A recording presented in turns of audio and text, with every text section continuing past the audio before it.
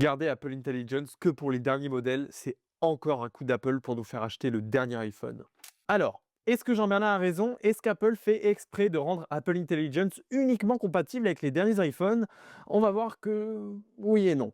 Alors c'est vrai, une partie d'Apple Intelligence pourrait en théorie fonctionner sur tous les iPhones, y compris les plus anciens. Vous savez, cette partie qui utilise ChatGPT pour répondre à vos requêtes avec Siri ou encore corriger vos messages avec les outils d'écriture. Ça, en théorie, tous les iPhones auraient pu le faire fonctionner. Alors pourquoi Apple l'a limité au dernier modèle? Eh bien, pour comprendre la réponse à cette question, il faut se saisir de la vision d'Apple. Leur but, à la fin, c'est d'arriver à faire tourner tout Apple Intelligence uniquement sur les iPhones sans avoir besoin d'accéder à des serveurs distants. Et ils ont déjà réussi à le faire avec certaines fonctionnalités d'Apple Intelligence. Par exemple, la création d'images dans Image Playground, la génération d'emojis avec Genmoji ou encore la retouche des photos avec le petit pinceau se font déjà uniquement sur votre iPhone. C'est d'ailleurs pour cette raison que les résultats obtenus, par exemple en correction d'image, sont moins bons sur les iPhones que sur les Samsung ou les Google Pixel. Car en réalité, les téléphones de Samsung et de Google trichent. Ce n'est pas leur téléphone qui fait ces tâches,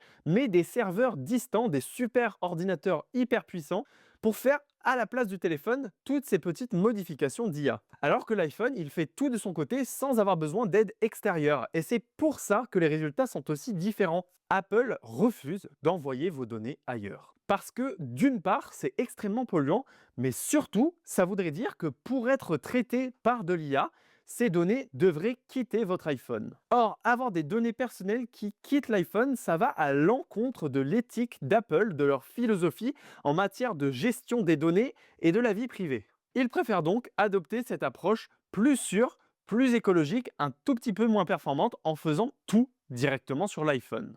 Mais afin de pouvoir tout faire sur un iPhone, ça présuppose que ce dernier soit équipé d'une puce très spéciale. Une puce où le NPU, c'est-à-dire le Neural Processing Unit, soit très développé. Et vous l'aurez compris, bien plus qu'il ne l'était sur les précédents iPhones. Et ça explique donc pourquoi les vieux iPhones n'ont pas Apple Intelligence, tout simplement parce qu'ils ne sont pas équipés d'une puce assez performante et donc ils ne pourraient pas faire tourner Apple Intelligence en local.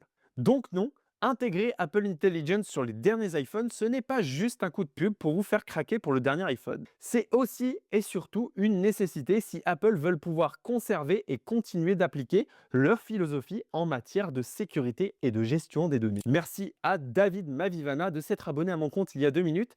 Profites-en pour en faire comme lui et t'abonner à mon compte. Et toi, est-ce que tu es d'accord avec mon analyse de la situation avec Apple Intelligence et les anciens iPhones? Dis-le moi en commentaire.